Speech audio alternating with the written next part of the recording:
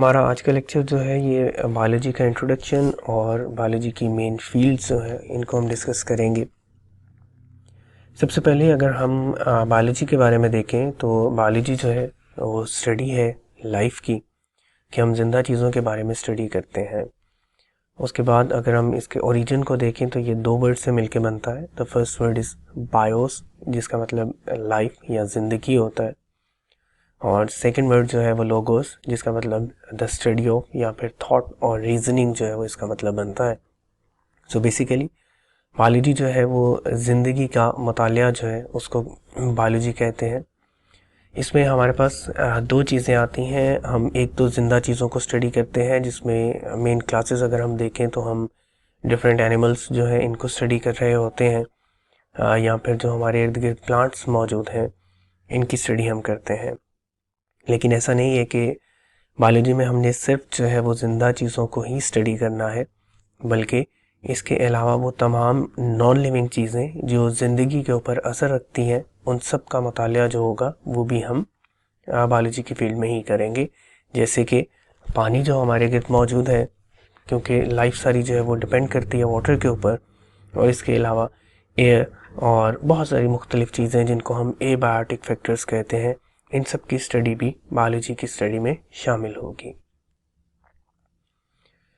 Then हमारे पास कुछ characters आते हैं कि हमें कैसे पता चलता है कि कौन सी चीज़ ज़िंदा है और कौन सी चीज़ ज़िंदा नहीं है, कौन सी चीज़ लिविंग है और कौन सी चीज़ नॉन लिविंग है। इसके लिए साइंटिस्ट ने डिफरेंट जो करेक्टर्स हैं वो बनाए हुए हैं, उनको सेट किया हुआ है, जिनकी मदद से हमें ये पता चलता है कि कौन सी चीज़ ज़िंदा है या ज़िंदा नहीं है। जो फ़र्क करती है ज़िंदा और जो मुर्दा चीज़ें हैं उनके अंदर, जो लिविंग और नॉन लिविंग चीज़ें हैं उनके अंदर ये फ़र्क जो हमारे पास मौजूद होगा वो इन करेक्टर्स की वजह से होगा। सबसे पहला हमारे पास जो करेक्टर है, लिविंग ऑर्गेनिजम्स जो होते हैं ये बहुत ज़्यादा ऑर्गेनाइज्ड होते हैं अपने स्ट्रक्चर के लिहाज से भी, और अपनी जो लाइफ है, जो ज़िंदा रहना है इनका दूसरे एनवायरनमेंट के अंदर, उस लिहाज से भी। जो हमारे पास नेक्स्ट कैरेक्टर आता है वो है कि हमारे पास जितने भी सारी लिविंग थिंग्स हैं ये कॉम्प्लेक्स होती हैं, और ये एक या एक से ज़्यादा सेल जो होता है उससे मिलके इनको बनाया जाता है। एक सेल से भी मिलके बनी हो सकती हैं, या फिर ये मल्टी सेलुलर जो है ये भी हो सकती हैं। तो इसमें मुख्तलिफ़ चीज़ें जो शामिल हैं। ज़िंदगी हमेशा सेल से मिलके बनती है, एक या एक से ज़्यादा सेल्स। फिर जो नेक्स्ट कैरेक्टर है वो लिविंग ऑर्गेनिजम्स के पास इनका अपना एक जेनेटिक प्रोग्राम होता है जो कि उनको ख़ास बनाता है बाकी दुनिया में मौजूद तमाम दूसरे जानदारों से। हर इंसान जो है उसकी अपनी, हर स्पीशी की अगर हम बात करें तो हर इंसान जो है उसकी अपनी जेनेटिक्स हैं और नंबर ऑफ़ क्रोमोसोम अपना चेंज होगा। इसी तरह से अगर हम दूसरे स्पीशीज़ की बात करें, किसी एनिमल की बात करें लाइक लायन, टाइगर, या फिर किसी प्लांट की बात करें, तो वो इन तमाम जानदारों का जो जेनेटिक मेकअप है, प्रोग्राम जो है वो बिल्कुल मुख्तलिफ होगा, जो उनके करेक्टर्स को शो करेगा। ज़िंदा चीज़ें जो होती हैं वो एनर्जी को ना सिर्फ हासिल कर सकती हैं बल्कि एनर्जी को इस्तेमाल भी कर सकती हैं।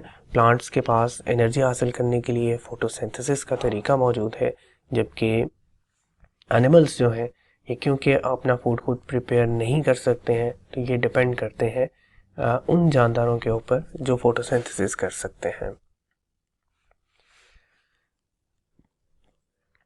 बहुत सारे जो केमिकल रिएक्शंस हैं उनको परफॉर्म भी किया जा सकता है और कंट्रोल भी किया जाता है। इस दुनिया में जितनी भी ज़िंदा चीज़ें मौजूद हैं, from simpler to complex one, सबके पास जो है वो उनका अपना अपना केमिकल रिएक्शंस जो है, मेटाबॉलिज्म जिसे हम कहते हैं, वो केमिकल रिएक्शंस को परफॉर्म करते हैं, और इन केमिकल रिएक्शंस की वजह से ऑर्गेनिज्म ज़िंदा भी रहते हैं और अपनी लाइफ को चलाते भी हैं। तो ये सीजलेस केमिकल रिएक्शंस का नाम ही ज़िंदगी है। जब तक ये केमिकल रिएक्शंस चलते हैं नॉर्मली, तब तक इंसान या कोई भी जानदार ज़िंदा रहता है, और जब भी ये केमिकल रिएक्शंस रुक जाएंगे तब लाइफ जो है वो ख़त्म हो जाएगी। इवन अगर हमारे जो केमिकल रिएक्शंस हैं इनकी अमाउंट जो है वो कम या ज़्यादा हो जाए तो भी कोई ना कोई बॉडी के अंदर डिसऑर्डर आ जाता है। नेक्स्ट कैरेक्टर जो है वो ग्रो इन साइज है। अगर कोई भी जानदार बनता है तो वो शुरू में जो है वो छोटा होता है और वक्त के साथ साथ वो बड़ा हो जाता है और उसका साइज उसके बाकी जो स्पीशी के एडल्ट्स होते हैं उनके इक्वल साइज हो जाता है। सो ये कैरेक्टर है जिंदा चीज़ों का कि जिंदा चीज़ें हमेशा साइज में ग्रो करती हैं। अपना इंटरनल एनवायरनमेंट जो है उसको ज़िंदा चीज़ें मेंटेन करने की काबिलियत रखती हैं। लाइक अगर हम बात करें पीएच की, कि हमारी जो पीएच है ब्लड की वो कितनी है, तो हमारी जो पीएच है ब्लड की वो 7.35 से लेके 7.45 तक हमारी नॉर्मल पीएच है। तो इसी तरह से अगर हम टेम्परेचर की बात करें तो हमारी बॉडी का जो टेम्परेचर है वो 37 डिग्री सेल्सियस होता है। ये भी स्पेसिफाइड नहीं है, ये वेरी करता है 36 to 38 डिग्री सेल्सियस में। तो हर जानदार का जो इंटरनल एनवायरनमेंट है उसको मेंटेन करके रखा जाता है, जो नॉर्मली डिफरेंट होता है उसके एक्सटर्नल एनवायरनमेंट से, ताकि इंटरनल जो मेटाबॉलिज्म है और सारे रिएक्शंस हैं उनको कंट्रोल किया जा सके। नेक्स्ट हमारे पास जो कैरेक्टर है वो है कि हर जिंदा चीज़ अपने जैसे ऑफस्प्रिंग जो है वो उनको प्रोड्यूस कर सकती है।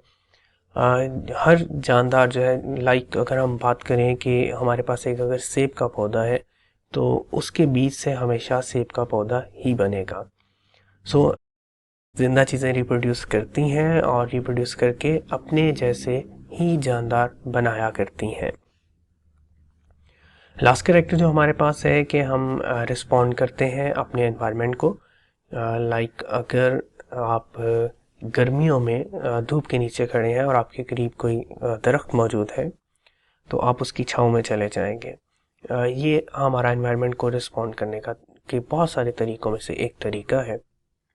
तो हम हमेशा अपने एनवायरनमेंट को रिस्पॉन्ड करते हैं, उसके अंदर जो चेंजिंग्स होती हैं वो पॉजिटिव हों या नेगेटिव हों, उनको हम हमेशा रिस्पॉन्ड करते हैं।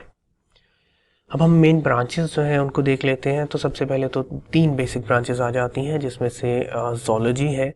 और ज़ूलॉजी ज़ू जो है ये लफ्ज़ एराइज हुआ है एनिमल से और लॉजी अगेन लोगस से।